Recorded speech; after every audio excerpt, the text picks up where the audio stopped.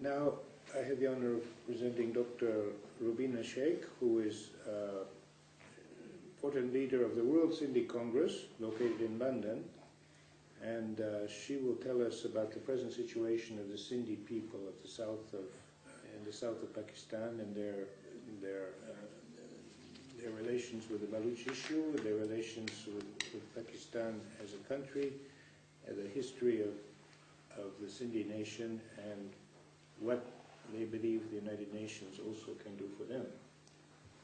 So, Rubina. Thank you, Dr. Chansky.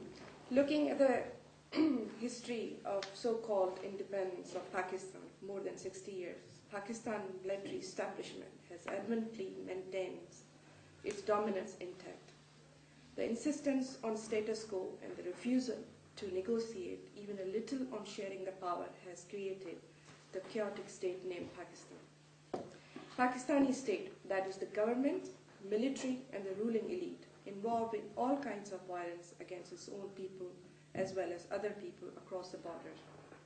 Today, Pakistan is symbol of intolerance, human rights abuse, Islamic fundamentalism, and terrorism.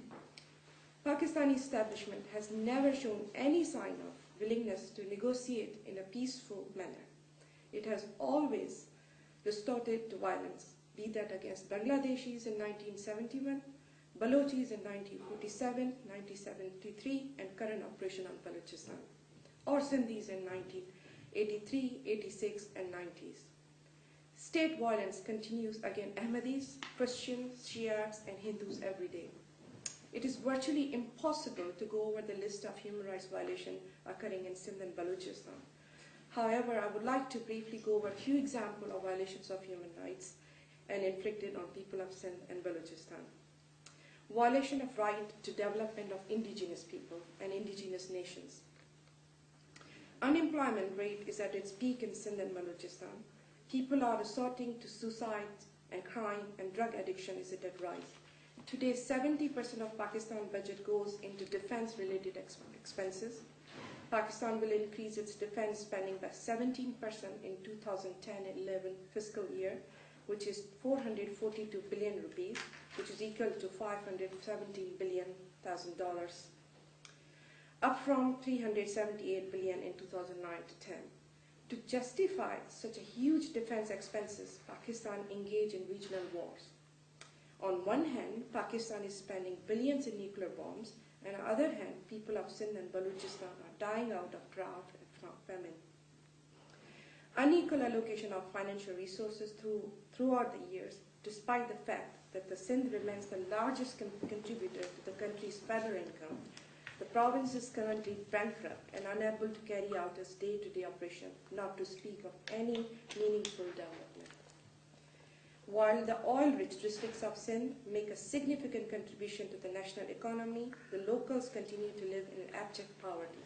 In the 16 districts producing oil and gas, the socio-economic indicators are dismal and most of people living below poverty line.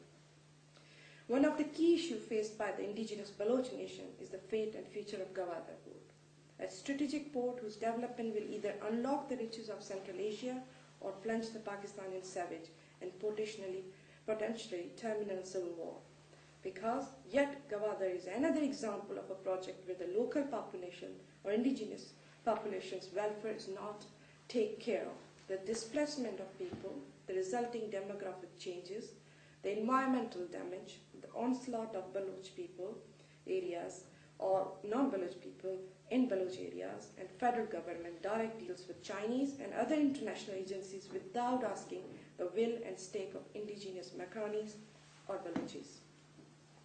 Number 2, violation of language and cultural rights. The majority of people speak Sindhi language in Sindh, and Sindhi was the official language of the region even under the British law. In the current so-called democratic setup, however, the Sindhi language has been marginalized to such an extent that its survival is under threat. The state-controlled media and so on. There has been a constant and systematically Sindhi schools shut down throughout the province. Federal policies that increase the urban-rural divide are detrimental to Sindh.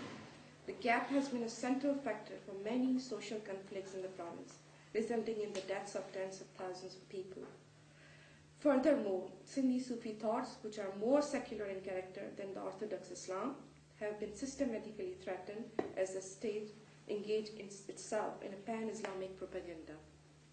The suppression of Sindhi culture and the dominance of state-imposed social life created hopelessness among Sindhis. I come on the violation of minority rights.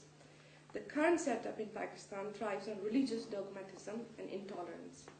There exist numerous laws and policies that diminish social political states of religious minorities and sects. There exists separate electorate system for non-Muslims. Blasphemy laws is still intact and practiced. Government provides a patronage to madrasa school as a hub for pan-Islamist militancies. MQM, in support with Pakistan establishment, has not been engaged in killing and suppression of indigenous Sindhis only, but also to create instability and internal conflict in the Sindh. They have started attacking Baloch community based in Sindh. The Baloch population has come under extremely shocking attacks, allegedly by ISI, Sponskillen. Recently, violence in Karachi, Baloch-dominated areas, led to the targeted killing of at least more than 20 people. Violation of rights of women. Significant number of women are subjugated to violence, abuse, rape, trafficking, and other forms of degradation of their spouses and members of society at large. The government failed to take action in high-profile honor-killing cases, and such killings continue throughout the country. The adoption and implementation of CEDAW, Convention on Elimination and Discrimination Against Women, remain a question in Pakistan. All domestic violence and honor-killing cases are treated as a family matters. Since Pakistan's inception, Pakistan has been under direct or indirect military rule. Never has Pakistan established itself as a true federal and democratic state, and today's current constitution has proven completely inadequate in progressing towards that end. Rather than safeguarding the rights of Sindhi and Baloch nations in the recent reform of constitution of the religious minorities and Hindus and Christians and Ahmadis and Shias, the other marginalized groups, the constitution has become the very instrument of hegemonic control and military domination by which the Punjab majority subjugates all other ethnic and religious minority in tyrannical majoritarianism. General Musharraf committed more murders than General Pinochet of Chile, and still today he enjoys the freedom and security from international community and sitting in the London. Pakistan establishment constantly involved in plans with MQM which are designed to divide rural and urban areas of Sindh and control Sindh's resources and subjugate Sindhi nation.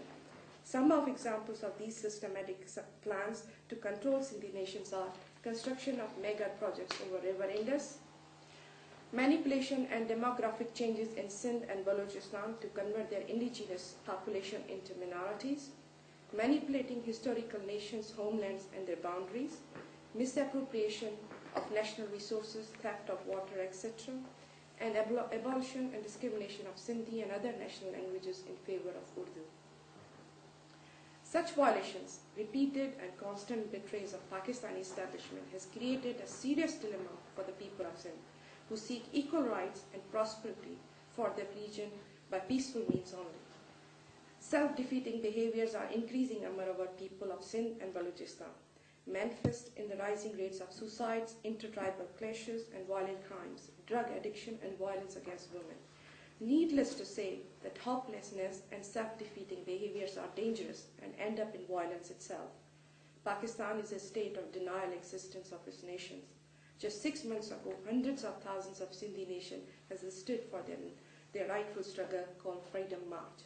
So it is the imperative that international activists and intellectuals give consideration to the case of Sindh and Baloch. We request the international community to stop their support for Pakistani establishment, stop their financial support to Pakistani military, stop their financial support to anti-people projects like coal mining project, Gwadar project, oil exploration project, stop the violence against its own people as well as other peoples across its border, convince Pakistan to return to true democracy by granting all oppressed nations the right of self-determination, and put pressure on Pakistan to abolish all laws discriminating women and religious minorities.